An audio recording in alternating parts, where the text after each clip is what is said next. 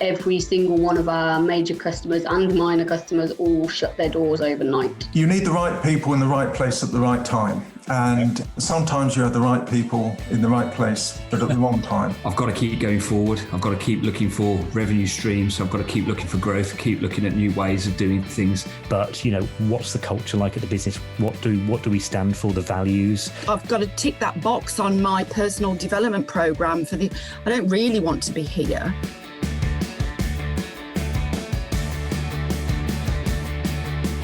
Scaling up a business isn't easy. If it were, we wouldn't have less than 4% of businesses scaling beyond 10 employees or around £1 million turnover level, and less than 1% beyond 50 employees.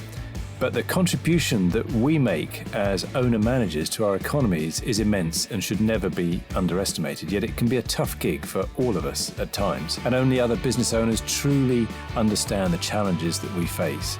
And through ScaleUp Radio, we aim to help make things a little easier. We interview guests who have been where you are now and may have faced some of the challenges that you are facing. And they offer their thoughts and advice on what has worked for them, as well as what didn't.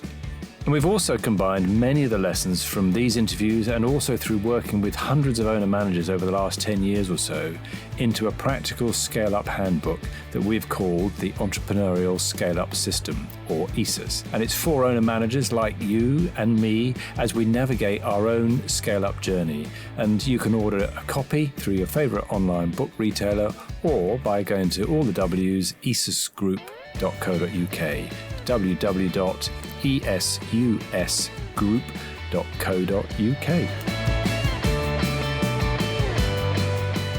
Hello, I'm Granger Forson, and on this week's episode of ScaleUp Radio, I'm speaking to Terry Malloy and Phil Joseph from The Human Business. The Human Business are unlike any other organisations we've had before on ScaleUp Radio.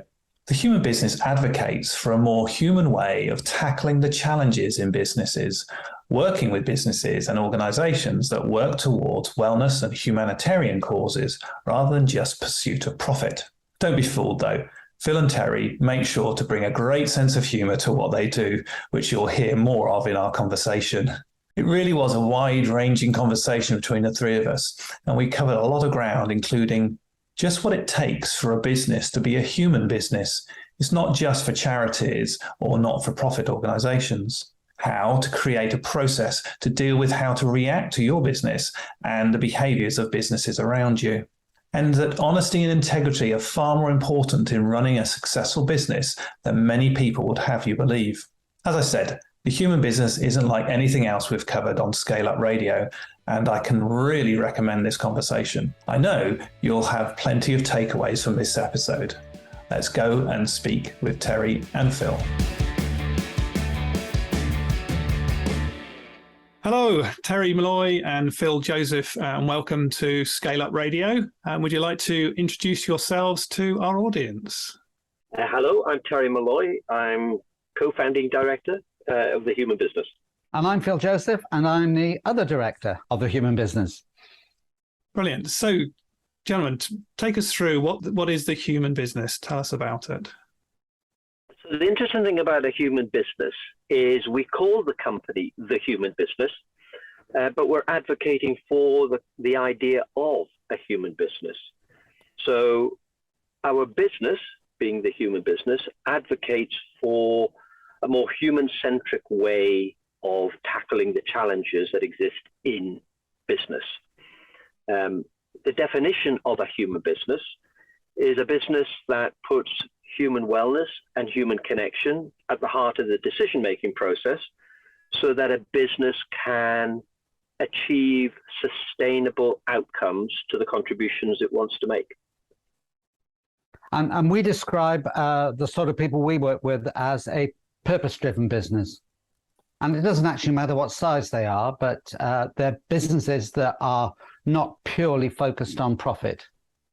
They're interested in their people primarily, and then the planet, and then the profit that will be created by working with the other two. And you call it an accreditation from your website. So what do you mean by that in terms of its structure? We have an accreditation scheme where we award what we call a care label. And this care label, it looks a little bit like a laundry tag. So there is a little bit of humor in it. That's a very important part of our business. So on the tag, it will say things like colors and sizes may vary. Human being needs to be handled with care, that sort of thing. But basically, we award this care label after people have gone through an accreditation training course. And this is delivered remotely on Zoom so that people do it in their own time over a set period of weeks. And then it culminates in a half-day workshop where we bring everybody back together. And then they pledge to uphold the values and principles of a human business. So it's an accreditation with a training scheme. It's a focus of creating other businesses to have the humans at the heart of it. So where did this come from? How did you start, and where are you on your journey? So I suppose the truthful answer is the idea came to me about 20 years ago when I left commercial banking. And I realized at that time that there was a lot of movement towards creating what they were calling employee engagement. It seemed to be something that was the flavor of the month. But there wasn't a lot of genuine application in terms of how do you engage your workforce. In that intervening 20 years, UK PLC has moved forward, society's moved forward, and there seems to be a much greater call for businesses to be more responsible, to put people and planet before the simple pursuit of profit. I mean, profit is important, but it's the pursuit of profit over everything else, which seems to be much more in people's mindset. We've got to have more balance. So I suppose we ended up about just before the pandemic thinking about how could we create a more sustainable way of doing business. Now, we don't consider ourselves to be training companies or training companies. There's plenty of great training companies out there. What we wanted to do was to find a way of helping those businesses that wanted to be recognized as caring about people and planet before profit. How could we give them some sort of identifier, some sort of accreditation that said, you know, in a world full of marketing hype, you can trust us to genuinely care about people and planet before profit. So the accreditation we've designed is designed to actually put everybody who goes through it on a level playing field and be held accountable because they want to be held accountable to it. You know, there's been a lot of talk in the last 18 months, I suppose, of this idea of unconscious bias. So people who pledge to want to be classified as a human business are open to the fact that they might be blindsided by some of their actions and behaviors, but they aspire to be held accountable for living to a certain set of values and principles. So it makes it much more of a community of businesses who are saying, please hold me accountable to this. This is important to us. And that's not for everybody, but for those that feel it's important to them, the way in which they do business, we wanted to be able to provide some framework and some recognition that they're different from the rest of the crowd. And the interesting thing there for me is, you know, Terry talks about what he was experiencing way back 20 years ago when he was in the bank.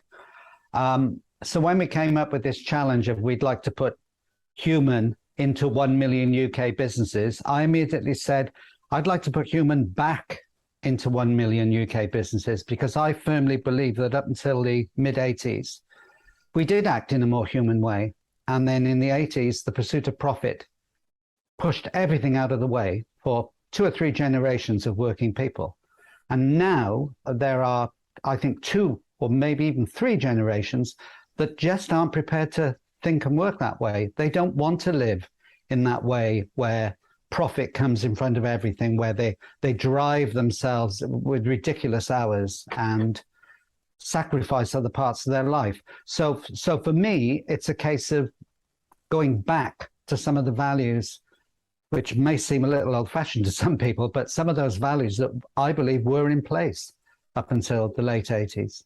So it's a big number, but the number is based on some facts that about the business community in the UK. And I can't do those numbers. Terry knows them really well.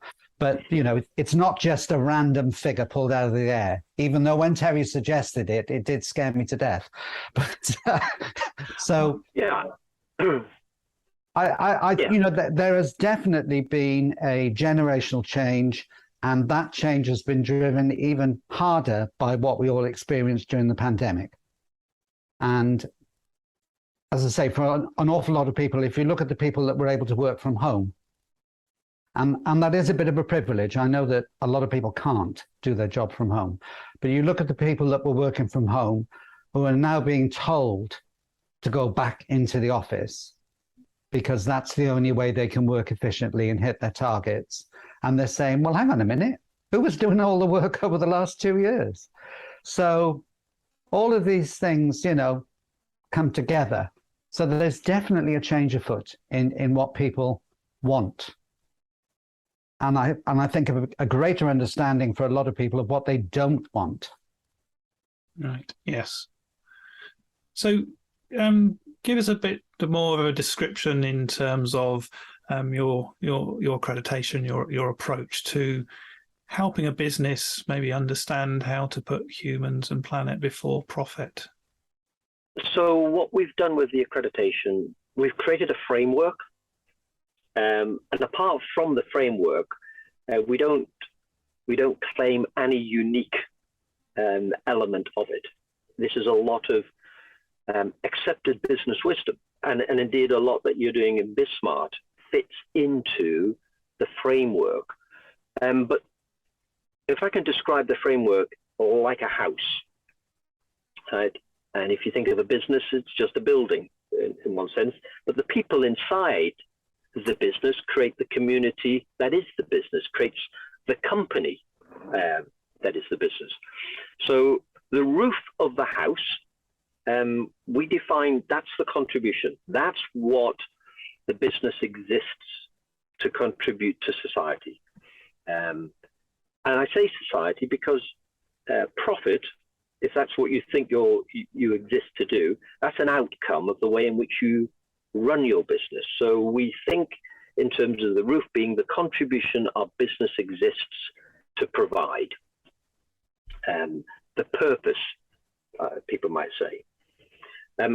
So then, as with any house, you have foundations. And there are certain foundations that you need to put in place. We think of those foundations in terms of 4 paired values. And the first of those paired values is kindness and respect. And we would ask anybody the question, who doesn't want to be on the receiving end of kindness and respect? There are some people, they're called psychopaths and sociopaths, but generally speaking, human beings like to be on the receiving end of kindness and respect. And the second paired value is openness and honesty. And again, if you ask yourself the question, who doesn't want to be on the end of open and honest communication? Couched in kindness and respect, because openness and honesty without kindness and respect is just bullying. So if those first paired values, everybody wants to be on the receiving end, the question is, well, why don't we get more of that in business? And so there's a barrier. And the third principle is the first part of it, and it requires people to be courageous and vulnerable. So the fourth step for us is acting with courage and vulnerability. And that's really important. But if you think of it almost like as a shield, if you know people generally want to be on the receiving end of kindness and respect and openness and honesty, you might feel vulnerable in sharing stuff, and it might require courage to share it. But people want to hear it. Right? They might not like what they're going to hear, but they want to hear it. And then the fourth step is curiosity and gratitude, which might seem like a strange pairing of values, but in our experience, curiosity keeps an open mindset. And being grateful when somebody responds to you and is open and honest and in a kind and respectful way, to be grateful for what they say to you actually is kind of fundamental. Even as business owners, how can we grow our businesses? How can we improve if people don't give us feedback? So what we hear might not be easy to hear, but we have to be grateful. So developing that blend of curiosity, those four paired values, what that does is create connection. It creates a genuine connection between human beings, right? People feel as though I've found somebody I'm having a conversation with who gets me, right? And connection is the first principle of a human business. So you've gone through four paired values. The first principle is connection. The second principle, which is almost a byproduct of feeling you've created connection, is engagement. I am interested in you as a person. If I'm interested in you, you're probably interested in me. That's that level of engagement. And when I mentioned earlier about that in the 80s, people wanting employee engagement is the key thing.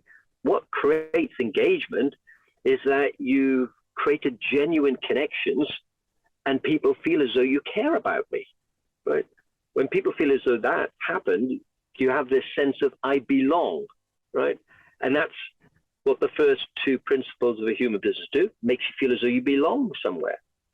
And when people belong, they feel psychologically safe.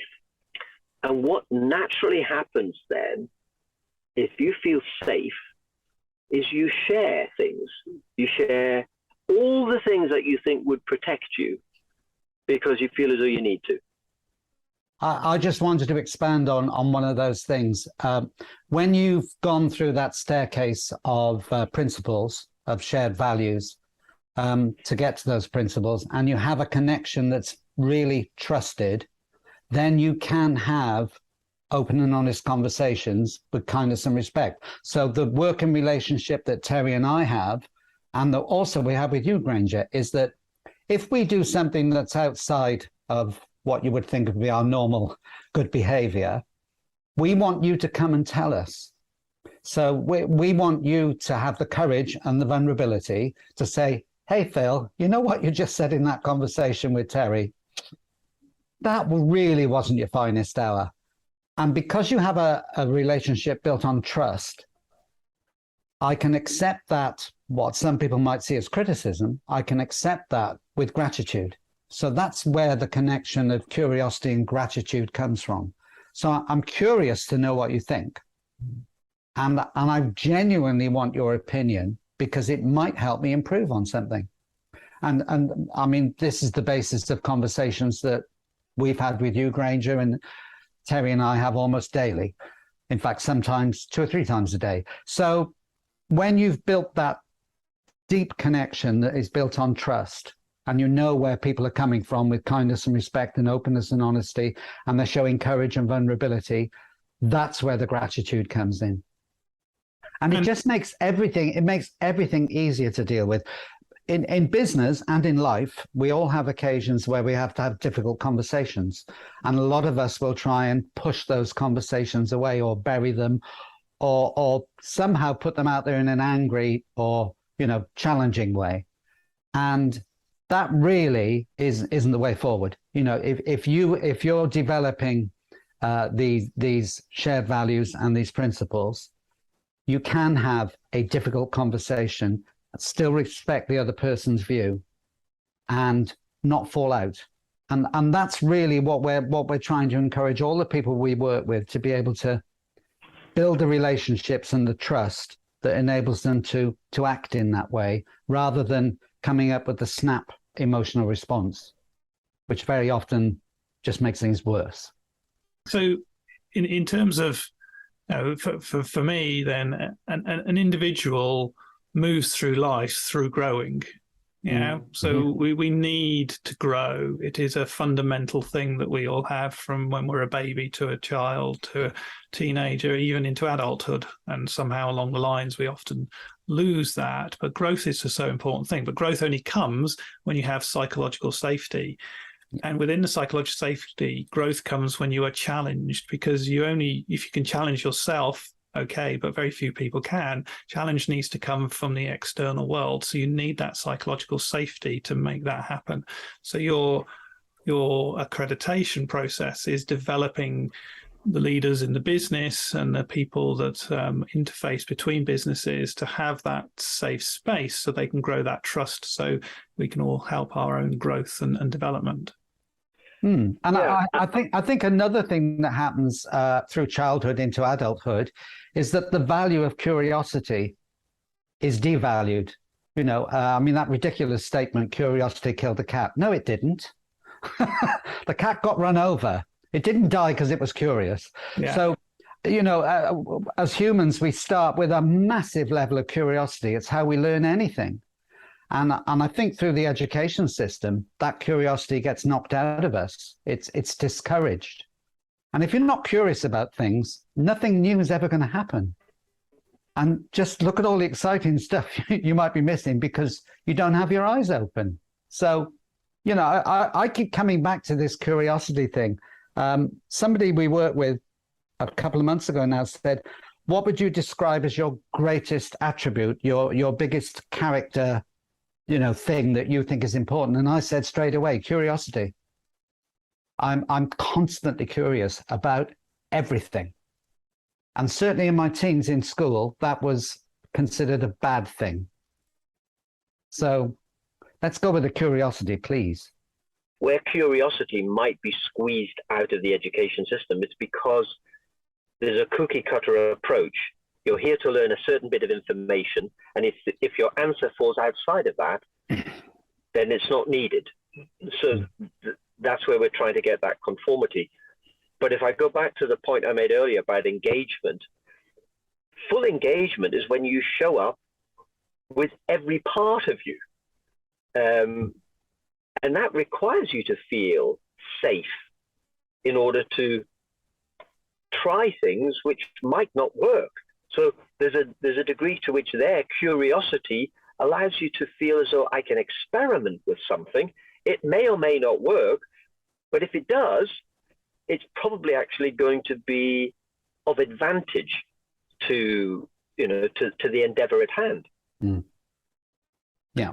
And I think as a leader, trusting your people isn't always just about, can I trust them to do the work? It's actually, can I trust them to fail and know that they can grow and learn from that? Yeah, mm-hmm. Not they're going to get berated by me because they failed, but actually I will help them understand the failure, and they can learn from the failure and move forward, because people will make mistakes. It's how you as a leader create the environment to allow that mistake to be a growing opportunity rather than a berating opportunity. Yeah, and all of those things, why we call it a human business is that however inconvenient the truth, humans don't work like machines. Right? We're illogical, we're emotional, right? And therefore, built into the human is the possibility that we're not going to act the way in which people would expect us to act.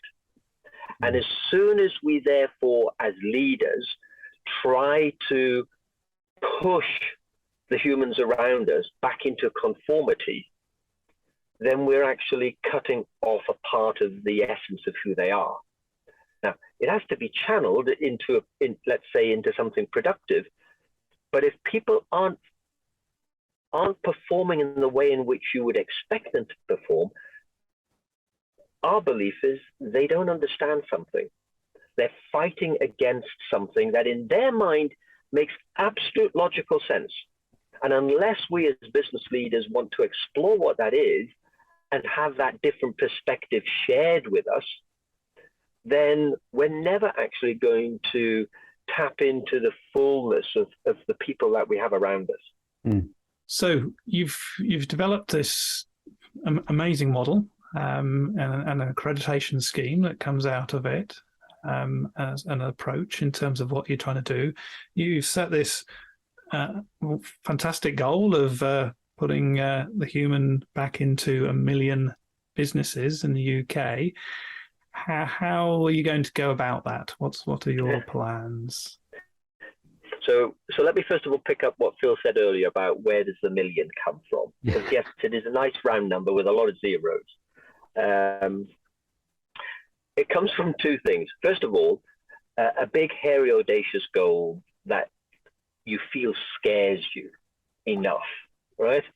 And this certainly scared me enough. And when I shared it with Phil, he was scared me even more. And I explained to him where it comes from. And there are 5.9 million UK businesses. 4.9 of them are what are classified as SMEs, so small, medium enterprises. But if you break up that 4.9 million SMEs, 97% of them are 10 employees or less. So actually, as a country, we are literally what, a nation of shopkeepers. We are a nation of small businesses. But all of the media, it focuses on larger companies. And that to me is really, it's optimistic and it's empowering, because it means that most of us in the SME market can make a huge difference to the people that we do business with. And if you were to look at that 4.9 million, there's a book called The Tipping Point by Malcolm Gladwell. And he puts forward an argument that when you reach 18% of an audience, you reach a tipping point and something becomes the norm. And the figure of 1 million is 18% of the SME market. So the idea was, if you reach 1 million people in the UK market, you reach a tipping point to the idea that that's just the way we do business.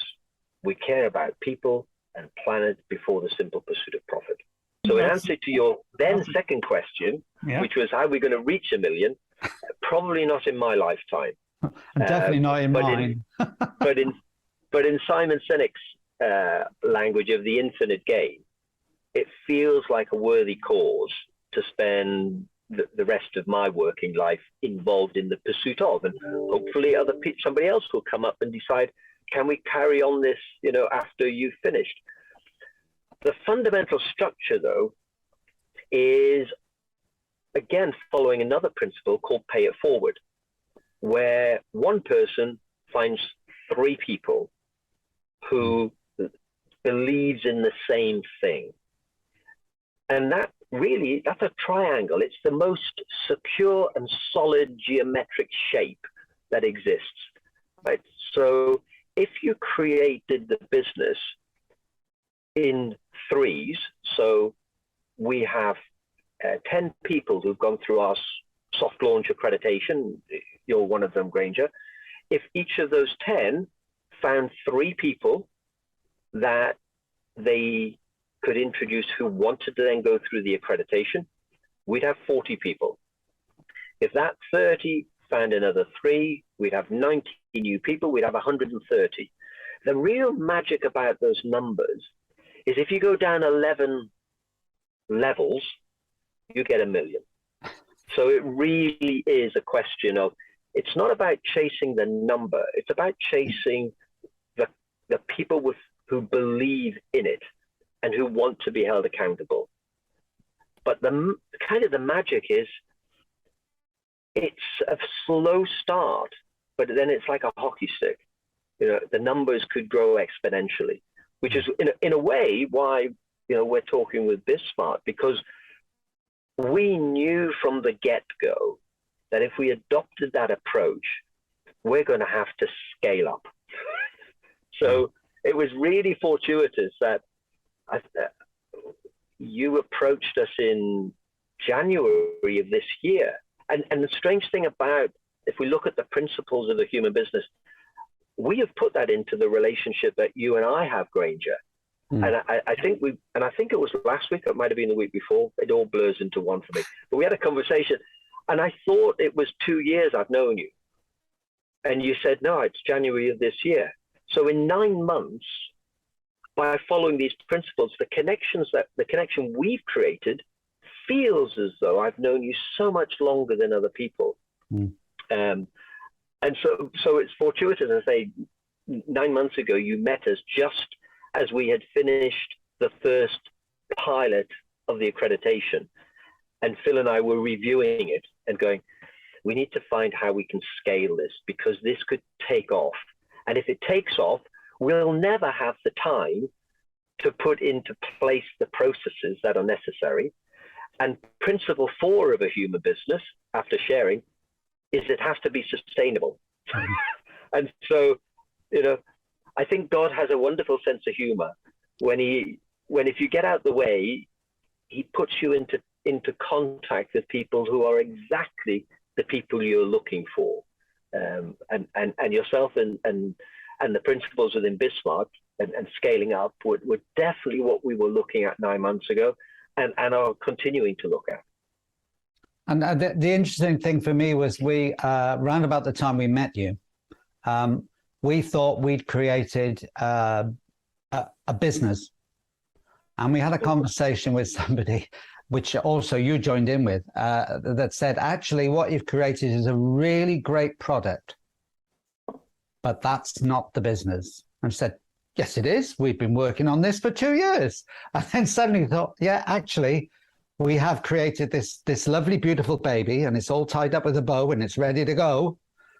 But actually, if this took off in the way we'd hoped, we can't support it. We're not ready. We don't have the systems in place. So we've spent most of this year working out on how we can make that growth, which is slow to start with, how we can make it sustainable, so that we can make the biggest contribution. So we are definitely in need of help to scale up, rather than just having this sort of scattergun approach, which has never been what we wanted. We always want people to get introduced by people that already know what we do. So this is where Terry's talking about the 3 invite 3 invite 3 invite 3 thing. So we're not looking for people to beat a path to our door. We want it to be out there for people that have an understanding that there's something missing or there's something they want.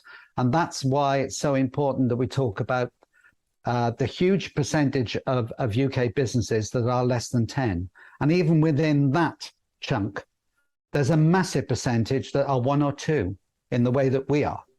So it's the solopreneurs and the micro businesses, as they rather insultingly call us, that are actually fueling the economy. We are the ones doing the work, and part of what we want to achieve with the accreditation is to give people an opportunity to be recognized that not only are they working hard to do whatever it is they're doing, but they're doing it in this human way. So it's Terry described this as a badge of honor. At first that sounded like one of those cheap little sort of things you pin on and says it's my birthday, but it's not that kind of badge, but it is a badge of honor, that acknowledges that you might already be a human business. You might already be doing brilliant things, but nobody's recognizing you as different from perhaps another business in the same town that appears to do the same thing, but is doing it in a completely contradictory way to the way we would encourage people to work. Yes, and that's very much the idea of, we live in a world of marketing hype. Words are cheap, right? And I think sitting right at the heart of our idea of a human business and the accreditation is to create a marketplace. It's a marketplace of businesses who've gone through a common process. So if you're looking for a certain service, is it in the marketplace? Is there already somebody who's gone through the process that is accredited that you can implicitly trust to operate from a certain set of values and wants to be held accountable to that? That's what's really important. That's what's exciting. And I do like the idea of it being one of my favorite podcasts is The Diary of a CEO. And Stephen Bartlett says at the beginning, I hope nobody's listening, but if you are, please keep this to yourself. And it's almost the same thing. You know, I hope nobody knows about the human business, but if you do, you know, keep it to yourself. Because if we make it something that people who are members want to protect the integrity of, then it really will become something special. And that's why it's not about chasing the numbers. It's about chasing the people who share the similar values, because then you can have the difficult conversations, but maintain the integrity of what it is that we're trying to create. Yes. And I'll stand up in terms of, you know, you and I have had discussions, and you came along to one of my free training events in my passion for 2-second lean, and you gave me some very good feedback, very constructive feedback about my presentation and how I could improve it and take it forwards. You know, and if we didn't have that relationship, there's no way I would have accepted that or even thought about that in terms of doing things. I think what you're illustrating there, Granger, is if you've gone through a process and you feel psychologically safe, you feel psychologically safe because you know the person talking to you cares about you. They're not trying to score points. They're not trying to lord themselves over you. They're sharing because they feel as though they have something that will enable you to achieve what it is you want. Yeah. And that's fundamentally different to giving feedback for the sake of, well, look how clever I am to point this out. It's feedback designed to help somebody grow, not to show how impressive you are. And I'd have to own for myself most of my adult life. And so I'm 64. And when I say most of my adult life, I mean up until I was 62. Feedback was something you accepted you had to have, but I hated it. I absolutely hated it because it felt as though it attacked the very essence of who I am to be perfect, which nobody is. But you know, for 62 years, I was convinced I could achieve that. But a couple of years ago, I came across a phrase, and I don't know whether it's properly attributed to Adam Grant or whether it's attributed to Brené Brown, but the phrase was, I'm not here to be perfect, I'm here to get it right. Or I'm not here to be right, I'm here to get it right. And when I heard that, it was like all the weight of the world lifted off my shoulders. And how arrogant does that sound? But it was like, I don't have to be right. But if somebody points something out to me where it can be better, and I could do something better that would achieve the same outcome, it's like, bring it on. And since that moment, I've never felt sensitive about receiving feedback. So if anybody listening to this podcast has got feedback to give to me, you know, I'm open to having that concept challenged, because it really is that important to me that I stay true to, how do I get it right? How do we get the mission of a human business as clear as we possibly can, so that the community can grow and be of service to, you know, service to the world, service to the UK. And again, just going back onto our SMEs, which I'm really passionate about, how many SMEs have got somebody they can share with in a non-competitive and a non-judgmental way, in the way that Terry's just talking about? You know, we get feedback now all the time from the events we run. And yes, we discuss it together. And if there was something that would trigger something in Terry or myself, we'll talk about it and perhaps have a little smile and say, well, you know, get over it. You asked for feedback, you've got it. And there's something in there we can action. And I think a lot of small business people don't have that.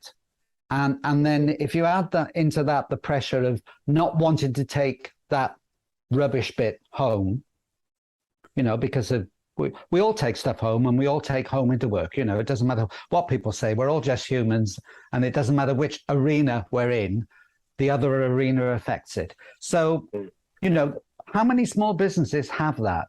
How many small businesses even have a partner or a member of staff in their business that they can do that with? Very few.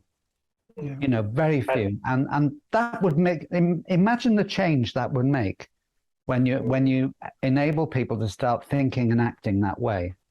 That's really exciting, the difference that can make. And I'd add to that, Phil, because you made the point. If I put that into like traditional business networking, everybody goes there and meets people, but we're all wearing a certain mask or a certain set of clothes.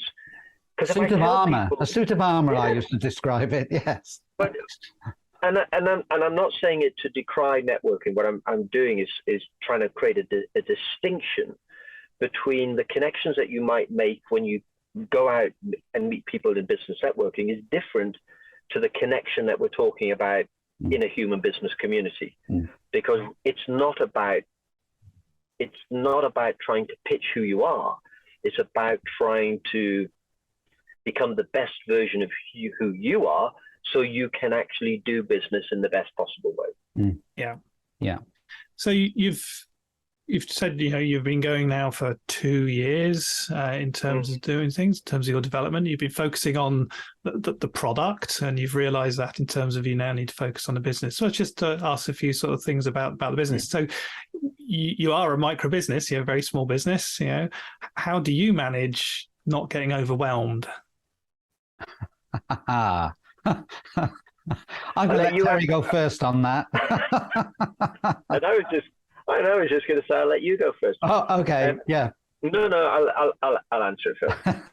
So probably up until about April of this year, I was running 2 businesses. So the business that actually generates my monthly income, and the business we're developing, the human business.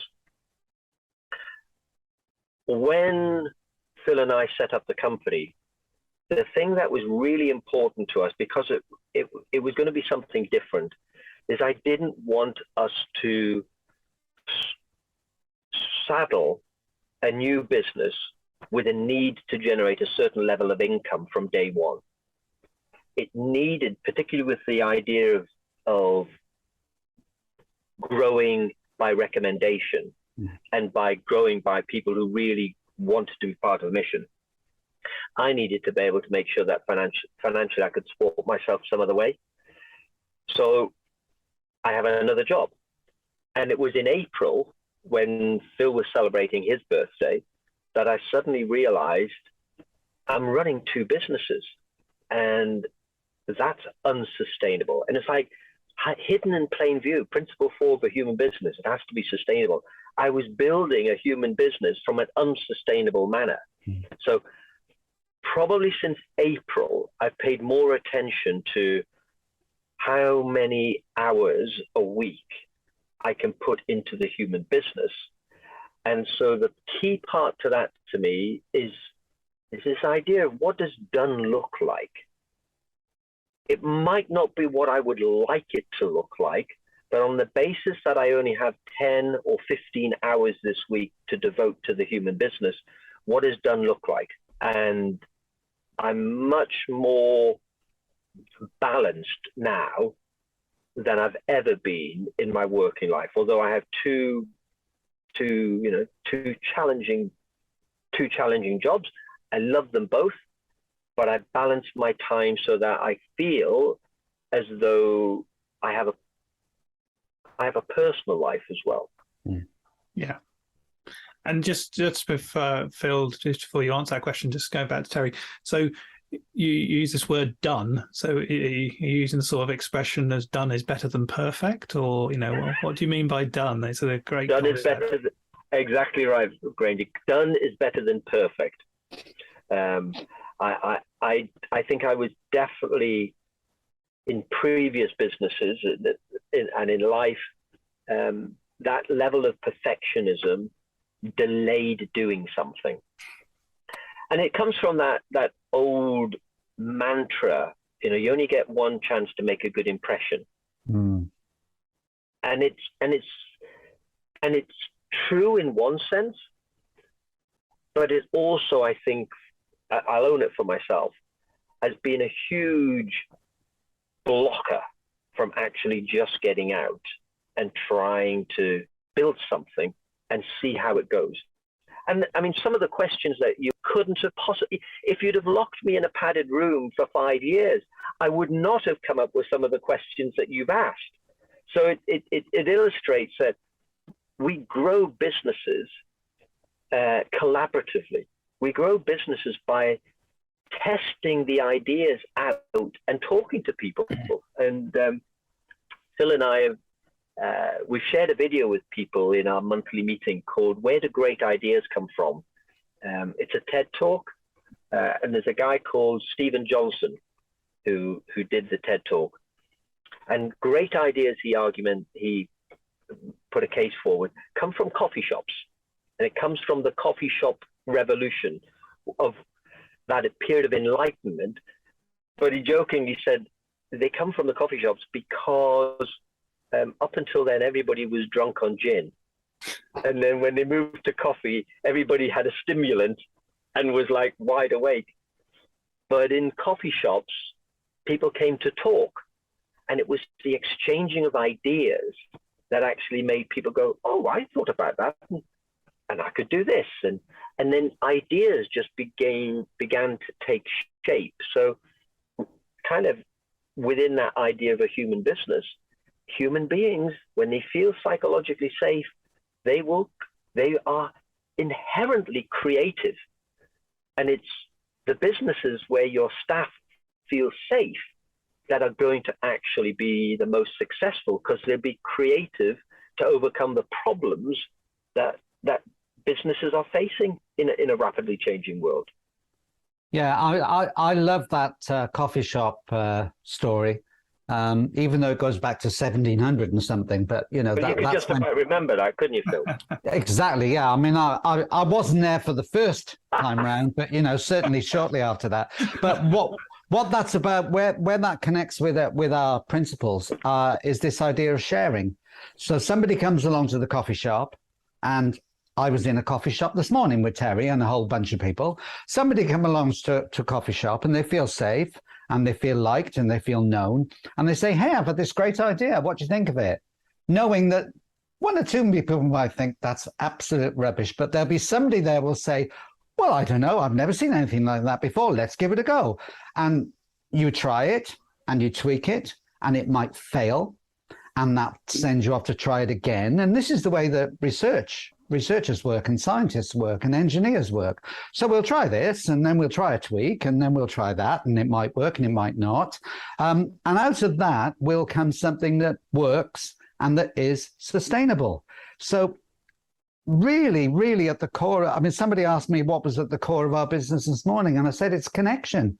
It's just trying to help as many people as possible connect in an honest, truthful, full way through trust. Yeah. And out of that comes stuff. And I can't tell you what the stuff is. I can just tell you that it will be interesting. So if it's interesting, I'm curious about it. And there we go. We're back to curiosity again. So just get people together. And they will, if they like each other and they trust each other, they will come up with ideas and they'll share them openly. And that trust is the idea that they're not going to steal your idea.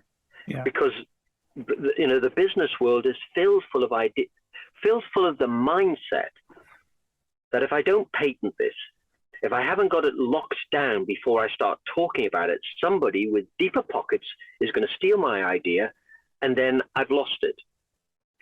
But our experience is that when you bring people together who create a deeper, more meaningful connection, they're not looking to steal your idea. They've got their own ideas. What they're happy to do, though, is give you maybe some thoughts about how you could improve your idea. And that's a totally different community to be part of. So Phil, your turn to answer the question. How do you stop being overwhelmed in the business or by the business? I've got a very active social life that I'm not prepared to sacrifice. Well, I do very, very occasionally. So, things happen on a Monday and a Wednesday and a Friday, and they happen. And I'm sorry, whatever's going on in the business stops at whatever time it is. The great benefit that I get out of working with Terry is that we are very, very different animals and we think in different ways. So Terry will look at all kinds of stuff and find all sorts of interesting things and bring them to me. And my first thought is, have we got time? Have we got time for this? And based on what he was saying about there was a change in his mindset back in the spring, and that put us in a position where we need to say, right, it's not just that Phil needs to do more. It needs to be, this is my portion, that is your portion. Stop overthinking about mine. So Terry will tell you, and he often says it, that he's a recovering people pleaser. I'd like to think I've helped him in that recovery journey. I know I have. And so, so I joked with someone the other day. I said, so Terry gets on Zoom with me and tells me about this lovely thing he's seen and this wonderful idea. And then he looks to see what kind of face I'm pulling. Now, we're on audio today, so that doesn't count, thank goodness, because I am smiling. But that going back to that business of having somebody you can share with. Yeah. So we are moving the business forward by recognizing what we can't do right now. We know what we need to have in place to be able to do the stuff that we want to do. And that means, to have the extra resources that we need to make the business more efficient and to support the business as the numbers grow. And there is a plan, and the plan, the deadlines do move depending on what's happened today. And as you know, we had a very good example where we had to postpone something recently, and that's put some of the stuff we're going to do back 3 months. Yeah. But having made the decision based on a set of values and principles and being concerned whether people would accept it, the reaction was fantastic. Yes, that was the right decision. Now we've got more time. It'll be an even better event when we get to it. And there was that great sigh of relief where you say, actually, that was a bit scary, but now I can see we did the right thing. And again, you're back to trust. You're back to trust. So, that when I said earlier, the value of a small business owner, I have my own business, the same as Terry has his own business. And, to have somebody I can talk to that is not a competitor, not in the same business, nothing like me, if you like, a whole set of different experiences. That's massively valued to anybody. And you have this in your business. You've got people you can talk to within the business. And now with the relationship we've got, you can talk to us. So that's what we're trying to build for as many people as possible. Excellent. It's been really great discussion. A couple more questions before we run out of time. So the first one really, so you've been talking about the relationship between the two of you and the roles that you play within the business. How do you keep each other, aligned in terms of make sure you're doing the right thing for the business moving forwards? That's probably the easier part. When we both agreed what the values were, we both decided we would hold each other accountable to it. And I think maybe a couple of years ago, Phil, we had something had happened, and I had to have a conversation with you about it. I know it was 3 years ago in June. Would you like me to tell you the exact date? Because I can. Yeah. On you go, Terry. And I was really scared to have the conversation, but it was like, well, we signed up to this, and if I can't have the conversation, the difficult conversation, which might have meant Phil going, well, forget it then. We'll wrap it up. I'm not prepared to be in that sort of situation. So it was, how could I have this really difficult conversation, open and honest, but kind and respectful? And, well, does this work, right? If I come from that position, can I have a really scary conversation with my fellow director that could throw it all out of the window? And it's to Phil's credit that he heard it and acknowledged his position in it. And I think for me, it demonstrated I can have difficult conversations with Phil. And, you know, and our relationship in that, therefore, this 3 years has deepened incredibly because of having that really absolutely scary conversation early on. And I think we're both able to speak to each other, I say respectfully, and you know, it's not shouting or loud words. It's just the stuff you need to hear said in a kind and respectful way. And that is mostly around, I mean, to be clear, this incident 3 years ago, I did not behave at my best. I dropped out of communication because I didn't want to say what I needed to say. So, you know, it was completely me in the wrong. And I knew that when the conversation, Terry, started, I thought, yeah, I was wrong. And we have to find a way of me not only apologizing, but recognizing that was a change that needed to be made. But we still have conversations. We had a conversation actually last week about boundaries, and this was boundaries on time. And this was started by me because I could see something creeping around the corner that was going to impact on my singing time. Nope, not having that. So you know, all people need to set boundaries, you know, and businesses need to set boundaries, don't they? And setting boundaries is a really tough conversation because they're the boundary you want, and they're very likely not to be the boundary the other person wants. So that's a tough conversation for people to have, boundaries. And just to sort of bring it back in terms of the business side, so that both of you very clear in terms of how you're using your values and principles to work together and use that on a day-to-day basis to keep you focused. But all businesses need processes and systems. Do you have any ways of working together to ensure that you're picking the right thing to move forwards? So right now, we have our third version of a to-do list for this year. I say third version because we started with one at the beginning of the year, and then certain things happened, and then it got changed and whatnot.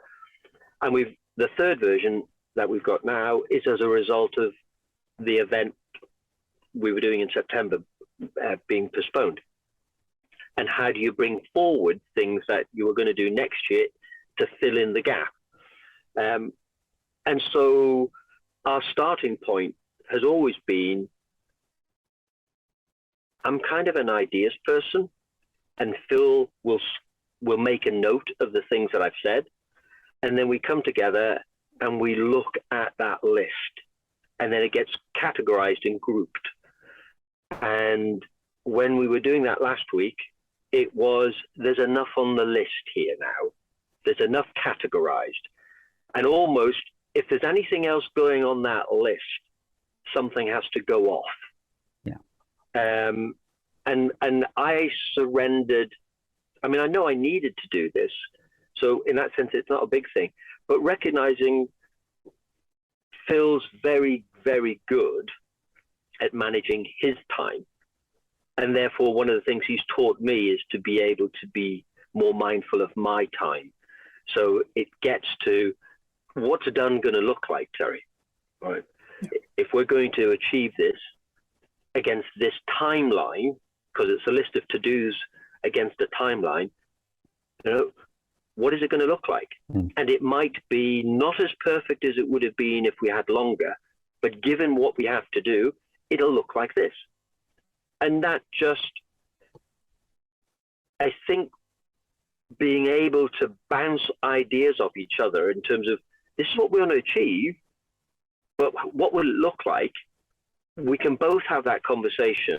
And I don't think we've ever come to a point where either one of us feels as though the other person's point of view has trumped the others. We've always found that magical kind of third position that we both feel we can work with. Okay, excellent. So, describing your product is a sort of an accreditation. I personally more than that in terms of what it does for businesses. So, you're trying to get it into 1 million businesses in terms of doing that. Give us a description. What really drives you crazy about accreditation businesses or human business? And if you had a magic wand, what would you change to make it more successful? Yeah, if I had a magic wand, I would stop people being able to just buy accreditations for anything off the shelf. Doesn't matter what it is. So I would make it so that you had to walk the walk. Whatever it was the talk was about, you had to walk it. So no, right, there's 1,200 quid. You've now got a badge to go on your letterhead for the rest of your life. Carry on doing whatever you like. No, that would be my magic wand to get rid of. Terry? Yeah, I agree with that one. Walk the walk. I think the other one is probably an interpretation of what accreditation means. Everybody's got a different understanding of what accreditation means. And to be honest, I wish there was a different word we could use. Answers on a postcard. It was this, we just wanted to feel as though this care label, I mean, first of all, we had the term care label, but it's like, what does it mean? Right? We want to give business owners a care label, like the swing tag on clothes that says, handle with care. Shapes and colors may vary. What do you do with things that you care about, that you want to look after, that you want to protect? That should be your people. I mean, in a previous life, I was a senior manager in HSBC at the time when the old personnel department got a place on the board by rebranding themselves human resource. And I think that idea of a resource, that our humans are a resource, well, if that's true, we don't treat them like the greatest resource we're supposed to be, right? They're the only resource that isn't an asset on a balance sheet. No, it's right? a cost. They don't exist on a balance sheet. If anything, they're a liability, and they only appear on the P&L as an expense. So I think that's why we run an accreditation. But I feel as though we're on a mission to advocate for a different way of doing business. And if that appeals to people, then go through the accreditation, because that's the gateway to becoming a part of the community, a part of the marketplace, because we don't want people in the marketplace who are talking the talk but not walking the walk. Yeah. Does that answer your question, Granger? Yeah, very good. Yes, thank you very much. Well, Phil, Terry, fantastic conversation. It's always a great conversation with you guys every time we meet in terms of that. Amazing story in terms of what you've done over the last few years to build your care label, the whole model and how it works together to really deliver in a business the safe space for people to be able to grow and to nurture and to become really successful, and that whole structure that you've built around that, which then builds into a community of businesses that can help each other because they're all in the same place in terms of doing that.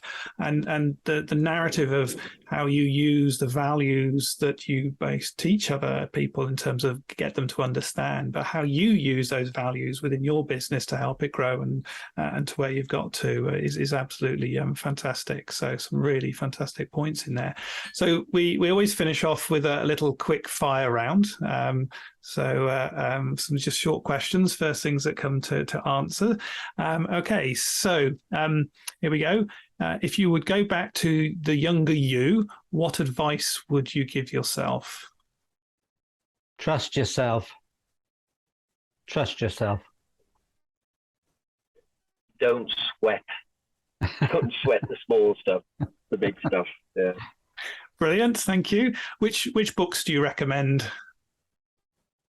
Oh, my inspiration as a child was Dickens. I read a lot of Dickens, and it was only as an adult that I realized that was actually social commentary. So anything like that, I love. Super. Which podcast do you recommend? I don't watch podcasts unless Terry sends them over. So the one that he sent me of Stephen Bartlett, I've watched a couple of his, and yeah, I really like the way that he talks. So that's the one I've watched most. I've also watched a bit of Rangan Chatterjee, and I like what he says. But basically, Terry says, have a look at this, and I have a look at it. Okay, excellent. Terry, which books would you recommend? If I'm honest, I'm not a big book reader. It's one of my development areas.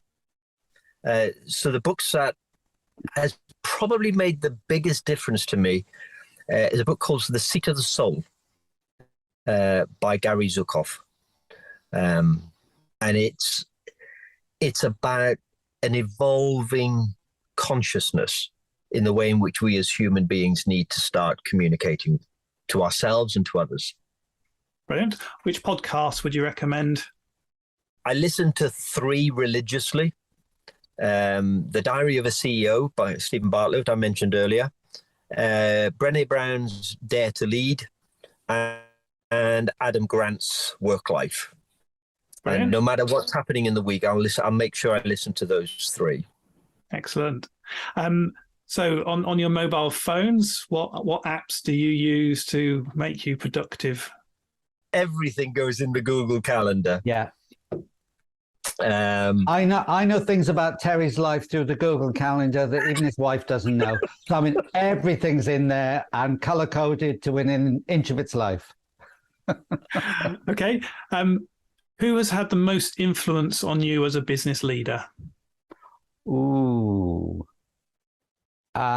Nobody famous.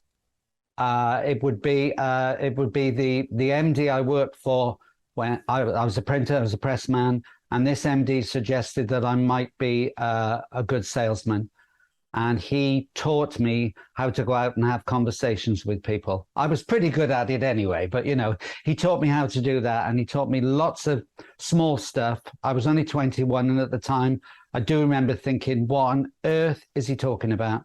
10 years later, I realized what a fantastic mentor he'd been. I didn't have the opportunity to thank him, but, I've had 3 or 4 people in my working life who very often unknown to me mentored me and got me to where I am now. So they're not famous. I can name them, but you won't know them. Interesting. Mine similarly isn't a famous person. And they're the biggest influence because they hurt me at the time the most. They almost destroyed me, if I'm honest. And what hurt was that they were an ally of mine until they got promoted to be my boss. And I remember a time where I literally had to work until 2:00 in the morning to finish a project. And I left a note on his desk saying, finish at 2, I'll be in at 10. Normally you're in at 8. And when I got there, he called me in. He said, we don't do flexi time. And I said, I finished at 8 o'clock. I finished at 2:00. Who asked you to? And it was, well, nobody. It just had to be done. Well, if you managed your team better, you wouldn't have had to. And he taught me in that pain, actually 2 things. One, how not to talk to people, and how not to acknowledge what was being done, but also to manage my time better and recognize if I do something, I do it because I want to, not because I feel I have to. Brilliant. And then the very final question is, how can people get hold of you? How can they acquire? And you talk about an event coming up in January, so please let us know. So Everything is on the Human Business website, so thehumanbusiness.co.uk. We run a monthly public workshop online. That's on the second Tuesday of every month. And the big event is a well-being and future of work event that's being sponsored by Harrison Clark Rickaby, which will be on the 11th of January, physical event in Cheltenham. Brilliant. Well, Phil, Terry, thank you very much for this conversation. It's always inspiring to talk with you guys. And I'm sure our listeners will get a huge amount out of this discussion. Granger, it's a pleasure talking to you. And if any of your listeners want to reach out and, as I mentioned earlier, challenge us or start a conversation, genuinely, really open to just having conversations with people who feel some resonance to this idea that we need to start taking care of our people as well as growing our businesses sustainably. Yes, and you can start that process by taking care of yourself. So take care of yourself, give yourself permission to be human. And yes, we'd love to talk to anybody. We're very open. Don't forget to take a look at www.bizsmarts.co.uk to access a great range of resources to help you in your scale-up journey. So that's bizsmarts.co.uk, which is bizsmarts.co.uk.